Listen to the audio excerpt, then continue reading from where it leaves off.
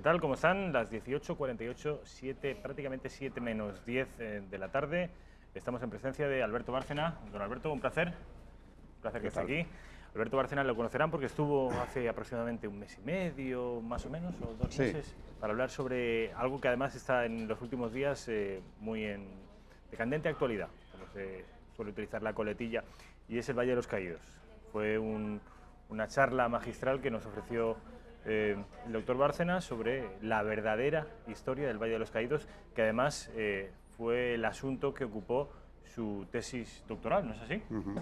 Además, cortamos y extractamos esa entrevista que le hice al señor Bárcena, la pusimos en internet y está funcionando, no sé si lo sabía, pero está funcionando como un tiro, porque son cosas que no se suelen escuchar, no es lo habitual, porque es prácticamente un relato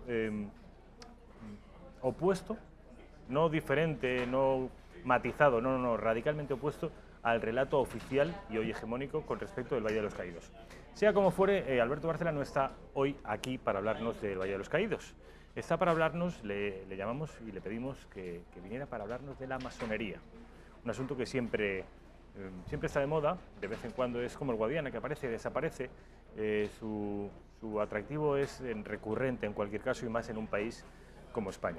Yo le pediría al señor Bárcena, que además es el autor de Iglesia y Masonería, un ensayo con respecto de la relación entre estas dos instituciones, entre la cruz y el compás de los masones, le pediría al señor Bárcena que vayamos de lo general a lo particular. Es decir, que para que nuestros espectadores se sitúen, dibuje usted un paisaje más o menos amplio, con trazo grueso, de qué es la masonería, cuál es su origen, de dónde viene, y luego vamos concretando y acercándonos al presente, si le parece. Orígenes 1717, acaban de celebrar ahora en junio, el año pasado, acaban de celebrar el tercer centenario. Y nace como secta secreta en Londres, crece enseguida, tiene ya ramificaciones en el continente europeo, en Estados Unidos, en los futuros Estados Unidos también, y es una secta secreta que ha ayudado desde luego al poder británico y ha combatido a la Iglesia Católica desde sus orígenes sin cesar, aunque en muchos momentos se presenta como tolerante en el sentido de que acepta cualquier religión. La labor de la masonería ha sido en contra de la Iglesia uno de sus rasgos distintivos desde el principio, y por eso nos encontramos con cientos de documentos condenatorios que vienen del magisterio de la Iglesia, desde el siglo XVIII, recién nacida la secta, hasta el siglo XX. Pero es un movimiento que nace, o una secta secreta que nace con la intención de combatir a la Iglesia, es decir, no, nace a la contra ya de algo.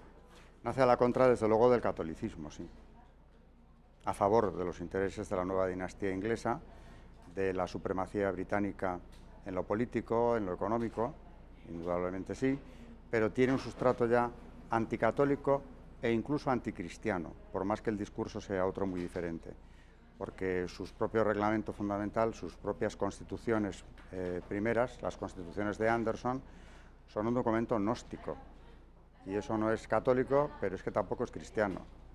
Y esto se ha ido desvelando con dificultad, porque siempre la masonería se presenta como algo diferente a lo que es, algo filantrópico, que ayuda al hombre en un crecimiento interior, en un camino de perfeccionamiento, pero lo que hay detrás es naturalmente algo incompatible, por supuesto, con la fe. Con la revelación, por supuesto, en cualquiera de sus manifestaciones, Antiguo, Nuevo Testamento, y por eso las constituciones de Anderson son una manipulación del Antiguo.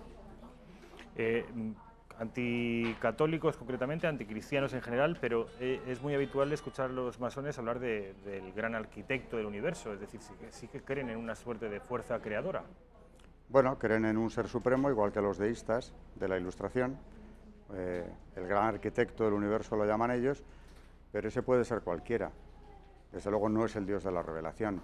Rechazan cualquier dogma, de manera que todo lo que la revelación nos dice de Dios, ellos no lo aceptan. Ahora, dicen, en teoría, o dejan libertad a quienes se inician en la secta para que crean, en principio, lo que quieran creer o lo que prefieran creer.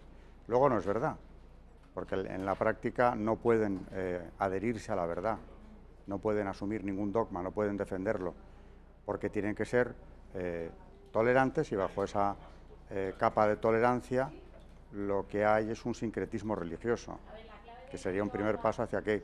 Hacia el relativismo moral. Sincretismo, la mixtura de varias religiones. ¿Cuáles serían en el caso de los masones?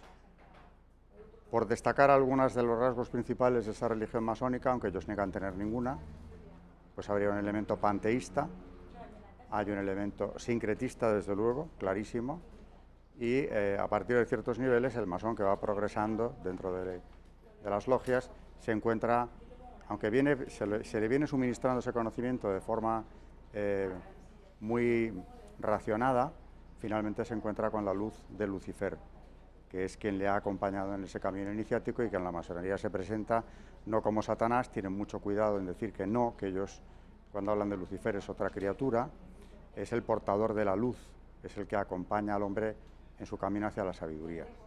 Pero es Lucifer, y lo vistan como lo vistan, es lo que es, y sabemos quién es Lucifer, ¿no? Vamos, abordaremos, porque además ha hablado usted largo y tendido sobre el asunto de la relación entre, incluso se ha referido como secta luciferina a la masonería, pero vamos a abordar ese asunto un poco más tarde. Vamos a seguir por el orden cronológico. Hablaba usted del origen británico anglosajón de la masonería.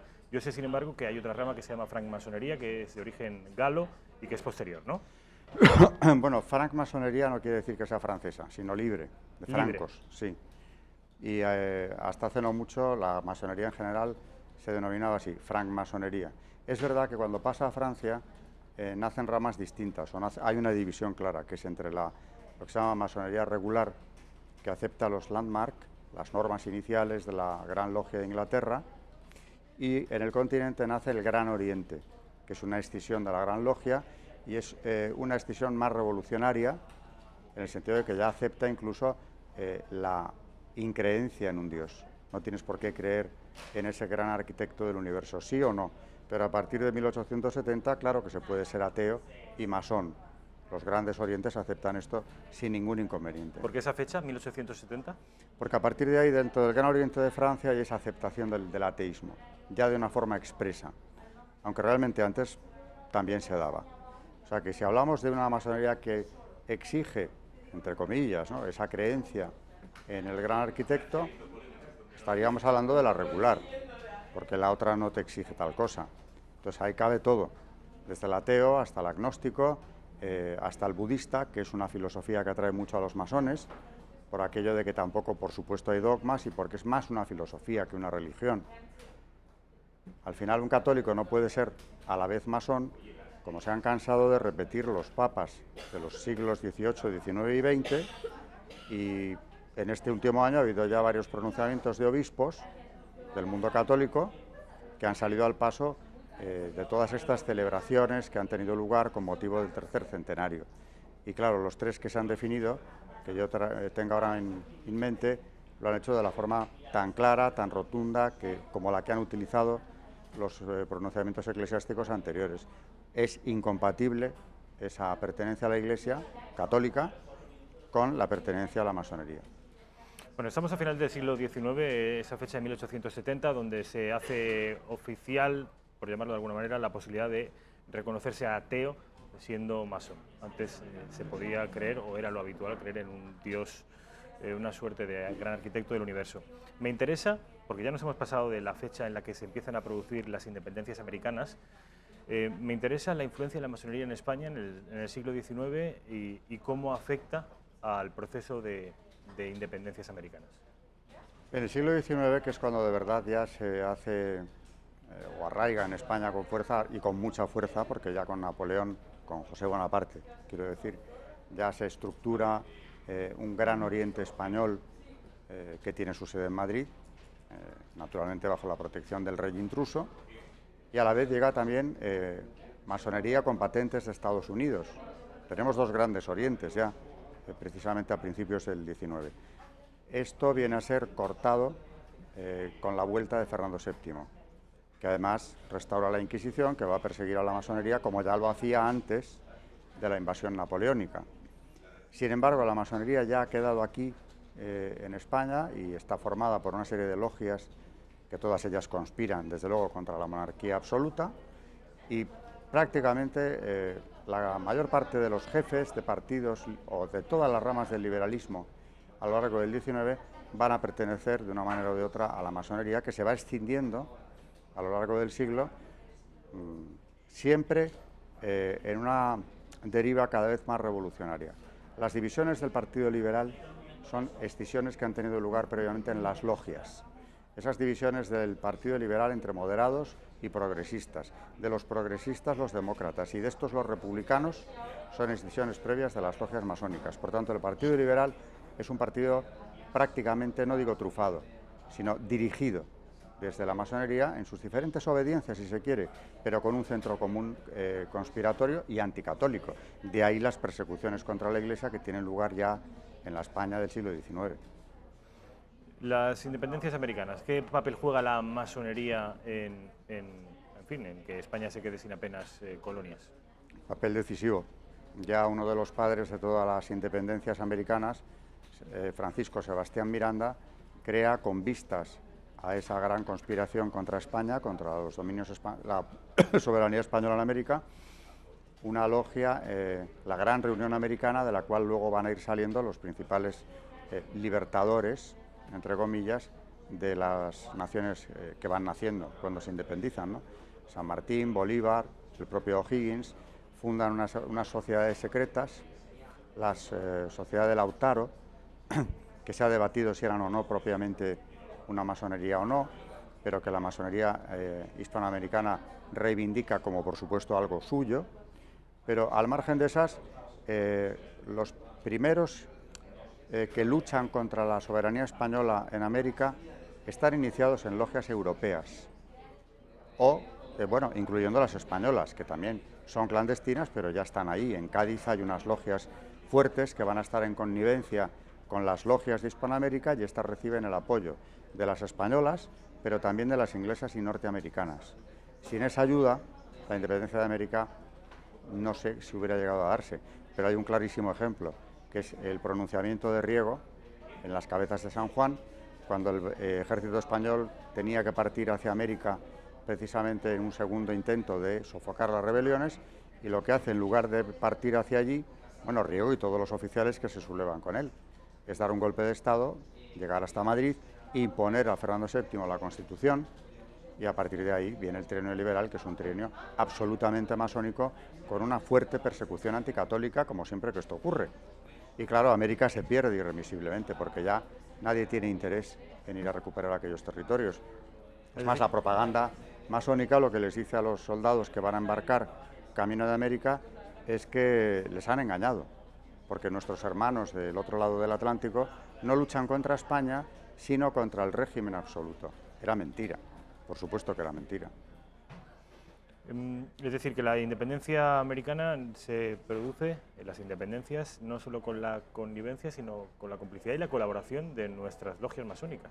Son ellas las que absolutamente promueven. Fíjese que el manifiesto con el que Riego subleva a los primeros sublevados, porque esto fue un proceso lento, le llevó meses, allí en las Cabezas de San Juan, está redactado por un masón del grado 33, que es Juan Álvarez Mendizábal, que cuando llegue al poder, ¿qué hará?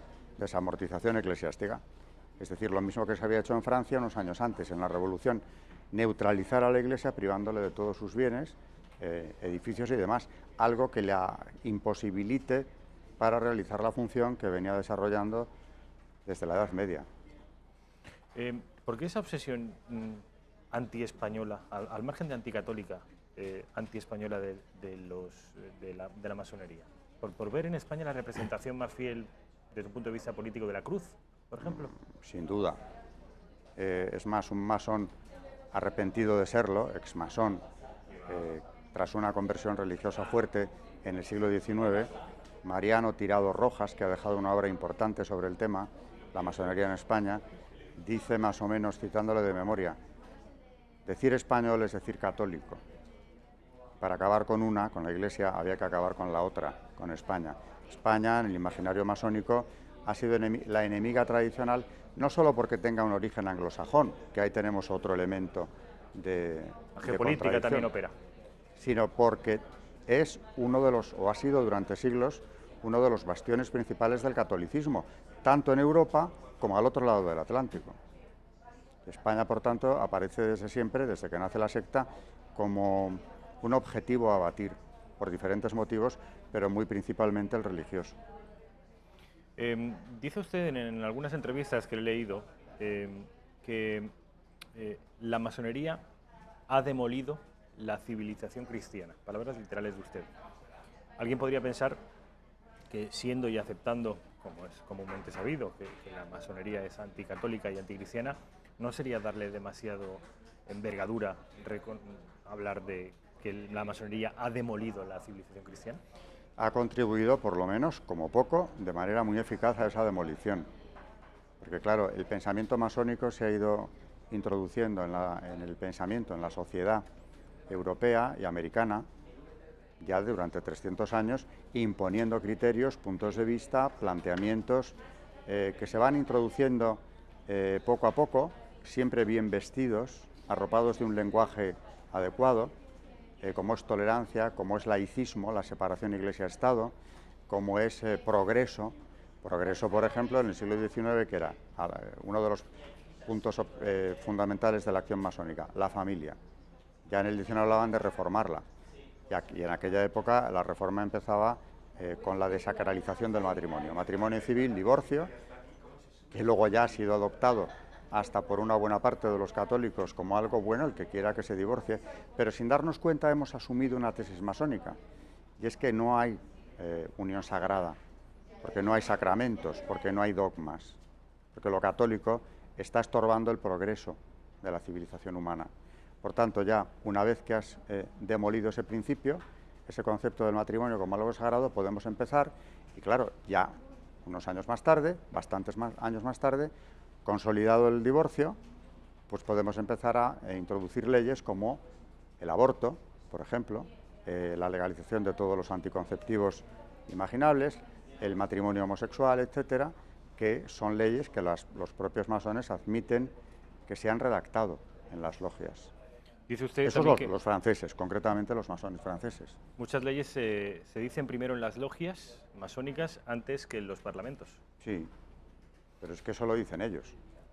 Bueno, sí, pero que lo diga, que se hayan redactado antes en las logias no significa que haya una relación causa-efecto entre la redacción en la logia y luego la legislación en los parlamentos. ¿Cómo que no? En primer lugar, eso se redacta en la logia en la que el político en cuestión o asesores de los políticos están, a la que pertenecen. Por ejemplo, la del aborto. Esto lo cuenta el doctor Pierre Simon. En Francia era asesor de la ministra Simone Veil, que es la que saca adelante la ley del aborto. Tenía como asesor al gran maestro del Gran Oriente de Francia, Pierre Simon, lo fue después. Tiene un libro muy revelador llamado La vida ante todo, donde explica que el aborto, la ley Veil, como la llaman allí, es una victoria del pensamiento judeo-cristiano o de la masonería sobre el pensamiento judeo-cristiano. Lo dice abiertamente. ¿Y cómo funciona el asunto? Pues esto lo han contado también dos masones que han dejado la masonería. Maurice Queye, en Francia también, y Sergio Abad Gallardo, que aunque el nombre es español, es francés también, y los dos cuentan lo mismo. Primeramente se redacta o se va puliendo, se plancha el documento en la logia y luego esto se lleva al Parlamento.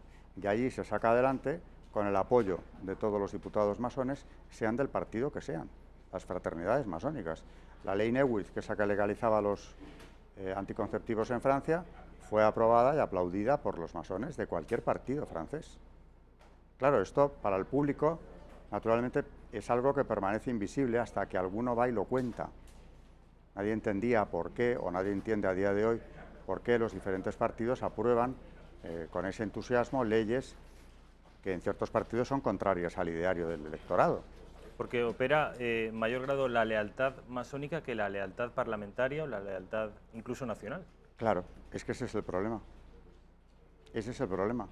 Y por eso, en más de una ocasión, se ha puesto coto a la acción masónica. Ya no solo porque sea contraria a la Iglesia. En Italia sabe usted que el nuevo gobierno... Claro, y bien que han protestado, empezando por el Gran Oriente de Italia, ¿no? Porque eso debe ser excluidos del gobierno, porque una nueva alianza, por cierto, recién surgida, les incluye en el grupo de personas que no pueden formar parte del gobierno. Pero es que esto, que es de ahora mismo, ya en los años 80 se estaba hablando de ello en el Parlamento Europeo. Lo que pasa es que ya se han ocupado también de callar eso. Pero los diputados laboristas, o sea, el grupo laborista en el Parlamento Europeo denunció esta acción masónica como algo que restaba transparencia El laborismo. El laborismo. Pues parece paradójicamente que sean los más proclives a la masonería. Pues mire por dónde, al venir de un país como es Inglaterra, donde la Gran Logia de Inglaterra controla el poder y tiene una influencia decisiva en la toma de decisiones, sobre todo, claro, de los conservadores, pero también la propia dinastía ha estado muy condicionada por la Gran Logia de Inglaterra y muy apoyada a su vez. Por tanto, los laboristas, quizá por ser la reacción, la oposición a esa política oficial que ha predominado en Inglaterra durante mucho tiempo, porque tienen además, bueno, otras orientaciones en las que ahora no quiero entrar, a lo mejor por eso mismo es por lo que se plantaron en su día y dijeron: no hay transparencia en las instituciones europeas, nuestras carreras se ven perjudicadas por la acción masónica, porque decían que daba igual méritos o antigüedad. Los masones promocionaban con independencia de esos méritos, en detrimento de ellos mismos. Y Tony Blair, ahí donde le ve, llevó a cabo una campaña contra la masonería, nada menos que en Inglaterra, tratando de controlar, por ejemplo, el poder que tenía en la judicatura, en el ejército y en la policía, con escasísimo éxito. Pero ya que lo intentara, es interesante. Hay una resolución una propuesta de resolución en el Parlamento Europeo, la B285, que en ese año, 85, proponía hacer lo mismo que ahora se ha acordado en Italia. Ya veremos si se desarrolla, ¿eh? Y la del 85 entiendo que fracasó. Claro. De no haber fracasado, en la Unión Europea no se habrían propiciado las políticas, por ejemplo, en temas sociales, en tema contra la familia y contra la vida, porque esos son dos argumentos importantes. Presentan todo como el derecho a elegir vida o muerte incluso. Los nuevos derechos son algo que la masonería ha potenciado desde que existen. De no haber tenido ese peso en las instituciones europeas, evidentemente este tipo de leyes o no hubieran visto la luz nunca o hubieran sido muy matizadas. Pero cuando se encuentra uno con esa unanimidad en los parlamentos, el europeo o aquí mismo en las autonomías, ¿no?, por ejemplo. ¿Y por qué salen adelante esas leyes con tantos apoyos? Pues porque por encima de los partidos ha funcionado esa fraternidad. Esto se llama ingeniería social anticristiana, para resumir. Algún espectador que nos estuviera viendo puede pensar que, en fin, que le sorprenda esto que está diciendo porque le concede a usted, a la masonería, una influencia tan gigantesca que está condicionando las políticas de gobierno, incluso nuestra realidad cotidiana. Si estamos hoy atenazados por eso que hoy se llama la corrección política, que tiene que ver con, pues, desde el animalismo al lobby LGTBI, a las políticas contra la familia, ¿usted le imputa a la masonería todas estas políticas, o al menos el origen? El origen, la influencia a lo largo del tiempo, porque han tenido momentos de mayor o menor poder, pero evidentemente siempre han sido tenaces en eso, porque su ideario, su filosofía, precisamente va en esa dirección, siempre.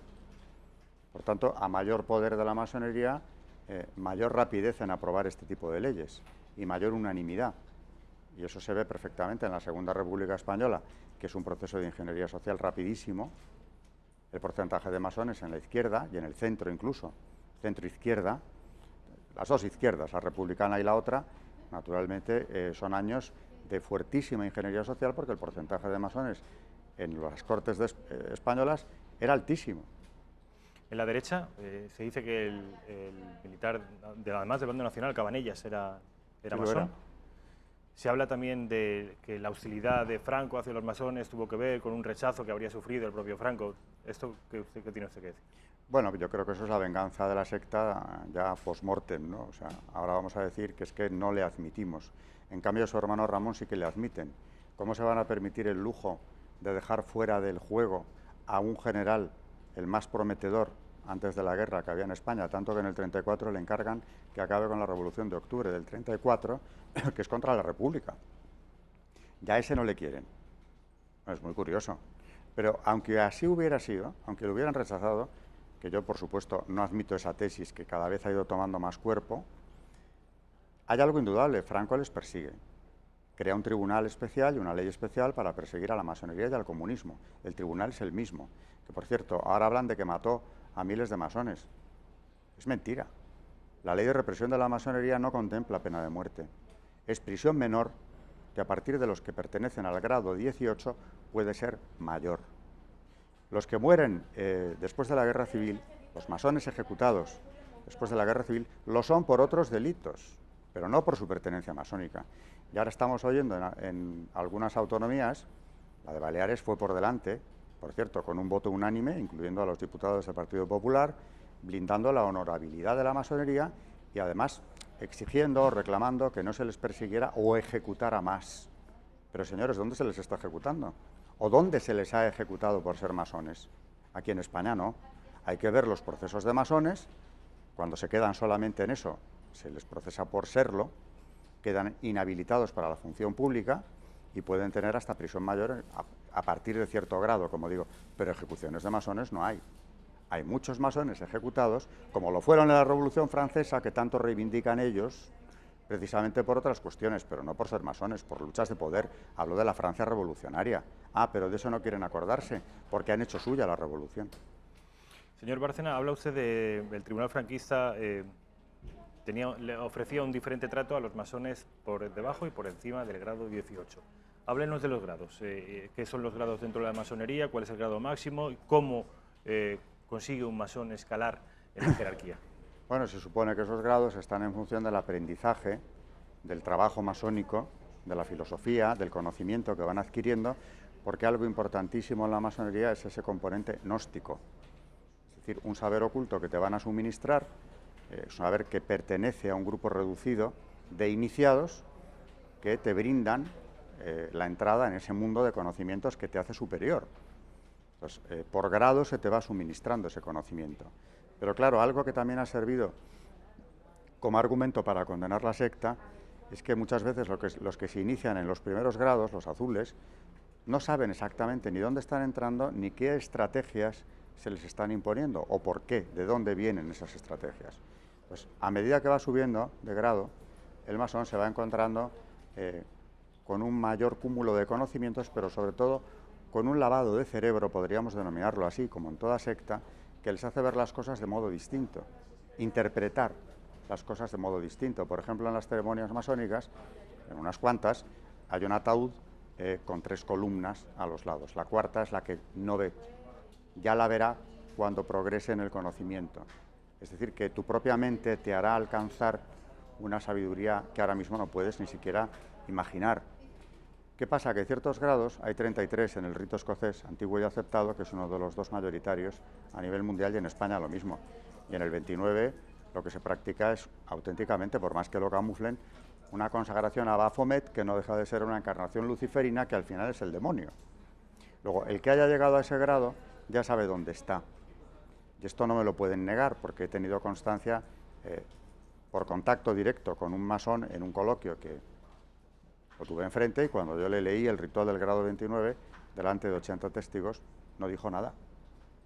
Luego, si él ha sido un gran maestro del Gran Oriente de la Gran Logia de España y ante semejante ritual no dice nada, pues será porque no puede decirlo, porque precisamente ahí estaba para llevarme a mí la contraria.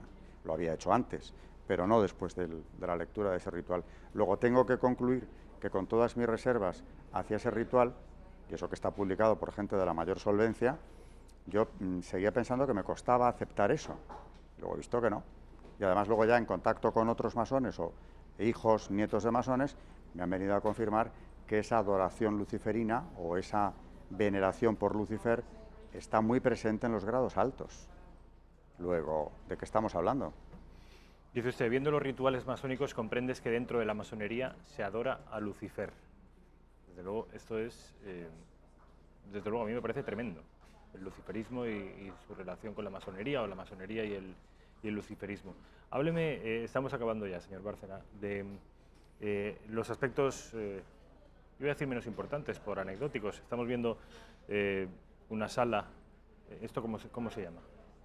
Eso sería, es una logia, desde luego. Ah, bueno, eso es lo que está precisamente en el museo, en el que para denigrar a Franco dicen como Franco se imaginaba una logia, ¿no? Algo muy siniestro con unos encapuchados, etcétera. ¿Y no es así? Como bueno, depende en qué grados y rituales, pero claro, en la mayor parte de logias no van así, ni se ponen la calavera, aunque la calavera, el ataúd, forman parte del ritual, porque es o bien el ataúd de Irán Abif, que es un personaje clave en su historia, o la muerte como simbología del estado en que se encuentra el profano, pero esa calavera con los ojos verdes, por ejemplo, ¿no? Todo eso es como para causar irrisión en el visitante del museo o de esta exposición, pensando, bueno, claro, es que estos paranoicos del franquismo, no solo Franco, sino casualmente todo su entorno, ¿no?, veían a la masonería como algo verdaderamente demencial. Entonces están mezclando elementos reales o exagerándolos y mezclándolos con otros que entran dentro de lo folclórico. ¿Para qué? Pues para desacreditar a todo aquel que ha estado en contra históricamente de la masonería. Eso va contra... Este es Albert Pike, concretamente. Este es uno de los grandes masones... 33, pone ahí. Ese que está ahí en imagen es uno de los principales personajes de la masonería norteamericana del siglo XIX.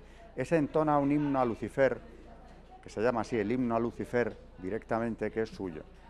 Este no ocultaba ni mucho menos su veneración por Lucifer. Tiene un libro, Morales y Dogma, donde habla de todo lo que son sus creencias y a lo que la masonería debe aspirar, y enlaza directamente Albert Pike con la filosofía, con las creencias de los Illuminati de Baviera, que son luciferinos por definición. A ver, señor Bárcena, es que, claro, a una persona que no sea demasiado ducho en este asunto de la masonería, entienda que tanta cantidad de información, además con la gravedad con la que usted nos lo cuenta, hablando de Lucifer, de la influencia que ha tenido en nuestra historia, en nuestros desastres, y la influencia que ha tenido también en nuestra historia reciente, su oscurantismo, su secretismo, que es por todos sabidos, y ahora habla usted de Illuminati. Claro, alguien puede pensar, aquí esto suena demasiado a conspiración, suena demasiado a... en fin. No, es que bueno, luego a ver qué entendemos por Illuminati. Claro, los auténticos, los de Baviera, los fundados por Weishaupt en el siglo XVIII, son una secta que aspiró a controlar toda la masonería europea, teniendo un claro fracaso. Fueron prohibidos en Baviera y expulsados en víspera de la Revolución Francesa, y una rama pasa a la masonería francesa y trae consigo las creencias, el espíritu de los Illuminati de Baviera, que es luciferino, y una rama llega incluso a los Estados Unidos y funda ya entonces allí bien pronto la Gran Logia Colombia, de la que viene la Rockefeller, y todas ellas, las que vienen de ahí, tienen esa impronta luciferina. Pero no hace falta que lleguemos a los Illuminati, ¿eh? Como he dicho antes, en el rito escocés antiguo y aceptado, que lo siguen varias obediencias masónicas, ese ritual de consagración a Baphomet, al demonio, lo practican todos. No tienen que ser Illuminati ni cosas raras que se han llevado al cine con una versión esotérica extraña o comercial, ¿no? Por último, hábleme, señor Bárcena, de masones famosos. Este señor que veíamos ahí, lo conocen ustedes, los estudiosos de la masonería, pero políticos de nuestro presente o de nuestro pasado que hayan sido o que sean masones. A ver, en la Segunda República, que la he mencionado antes como un ejemplo de ingeniería social anticristiana propiciada por la masonería de manera clara.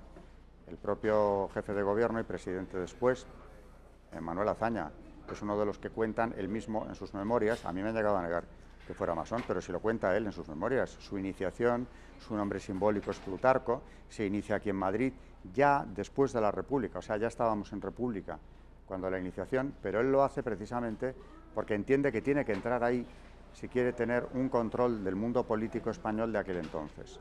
Ese es uno. Un ejemplo que es de manual, don Luis Jiménez de Asúa, gran jurista, de enorme prestigio, que es quien preside la comisión parlamentaria que va a redactar la Constitución de 1931, que alguien ha calificado, y no sin razón, una Constitución contra la Iglesia. Ahí viene una gran división ya de los españoles, a causa de la Constitución. Bueno, pues don Luis Jiménez de Asúa pertenece, su nombre simbólico es Carrara, pertenece a la Gran Logia del Centro, regional del Centro. Y en esa comisión parlamentaria, más de la mitad de los parlamentarios que la integran son masones, como el propio presidente, y se reúnen por separado durante los meses en que se está redactando la Constitución.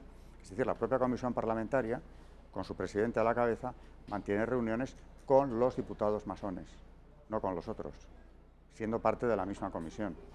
Bueno, pues ahí tenemos otro ilustre masón que tiene un papel muy destacado en la Segunda República, tanto como que es uno de los padres principales de la Constitución del 31, y ha pasado a la historia con su mejor imagen, la de gran, ilustre jurista, que lo fue, indudablemente, pero muy condicionado por esa pertenencia masónica, qué duda cabe, ¿no? Del 78, de la Constitución del 78, en fin, de la época democrática, ¿qué políticos españoles han sido o son masones? Pues en la época democrática... Se habló de Zapatero, bueno, Ricardo de la por Cierva ejemplo, lo señaló como... Tierno Galván lo era, aunque dentro de la masonería se le considera casi moderado. En el Partido Socialista era frecuentísima esa pertenencia masónica. Y de Zapatero se ha hablado mucho, él lo negó, luego ya no lo dejó tan claro, es nieto de un masón de nombre simbólico Rousseau, pero el que lo fuera su abuelo no quiere decir, lo de su abuelo es incontestable, pero lo de que lo fuera su abuelo no significa que lo tuviera que ser él. Pero yo siempre acabo diciendo lo mismo, más que los nombres o la pertenencia me interesan las obras de los políticos. Y aquellos que siguen al dictado las consignas masónicas, lo que se llama el libro blanco de la masonería francesa, del Gran Oriente de Francia, pues si no son masones, están sirviendo los intereses de la masonería o siguiendo sus directrices.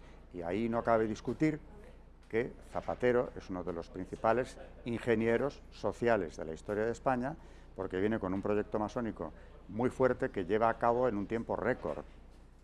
Si hablamos de ingeniería social, pues tiene todo un conjunto de leyes que van a cambiar la sociedad española de una forma revolucionaria, por imposición precisamente de este partido y del gobierno que se involucra en ello, de una manera muy particular.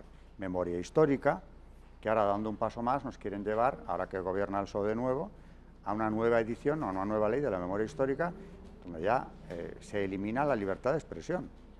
Este nuevo proyecto de ley es estalinista.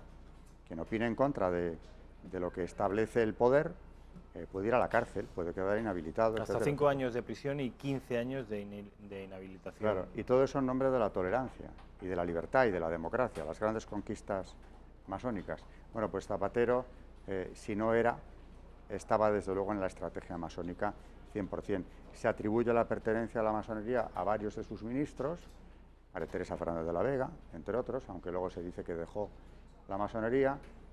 Él estuvo ahí entre dos aguas. ¿Puede ser mujer y pertenecer a la logia? Sí, depende de qué obediencia. Por ejemplo, la regular no acepta mujeres a día de hoy, pero por eso la reina de Inglaterra no ha podido ser jefa de la masonería, es gran protectora de la masonería inglesa. El duque de Edimburgo no quiso serlo, curiosamente, aunque su suegro prácticamente le exigió que se iniciara, yo creo que con una medida de precaución por parte del rey anterior, de su suegro, pero no ha querido tampoco desarrollar mucho ahí una carrera masónica y no ha sido el jefe nunca. En cambio, el duque de Kent, a quien se le propuso, lo aceptó. Siempre ha sido, o generalmente desde hace ya mucho tiempo, con los Hannover, alguien de la familia real. La reina no puede serlo, por ser mujer. Pero en la masonería irregular hay masonería femenina y hay otras logias que se llaman obediencias mixtas, es decir, hay hombres y mujeres. Antiguamente el primer paso fueron las logias de adopción, se llamaba, porque dependían de logias masculinas, pero eran logias de mujeres. Y hoy hay una mayor igualdad en el sentido de que son mixtas, hay hombres y mujeres. Esas son las más revolucionarias, por cierto. Esas son, por ejemplo, derecho humano, que es una obediencia masónica de las que con más facilidad algunos de los grados altos han reconocido su culto luciferino. Bueno, entiendo que se habrán quedado, si no conocían este asunto o lo conocían de manera superficial, de una manera más o menos aérea, yo supongo que se habrán quedado a cuadros, impresionados con la influencia insospechada que tiene la masonería, que ha tenido, pero que sigue teniendo en la política española y occidental en general. Si quieren abundar y aprender más sobre la masonería, yo les recomiendo el libro Iglesia y Masonería, del señor Alberto Bárcena, de la editorial San Román. San Román, está a la venta y podrán, en fin, obtener un conocimiento más exhaustivo. Señor Bárcena, ha sido un placer. Mil gracias por estar aquí. Igualmente. Vamos a publicidad y a la vuelta estamos con Emilio Domínguez, de la fundación, de la plataforma Millán Astray. Ya saben ustedes que llevan peleándose con Carmena desde hace varios meses. Publicidad y estamos con él.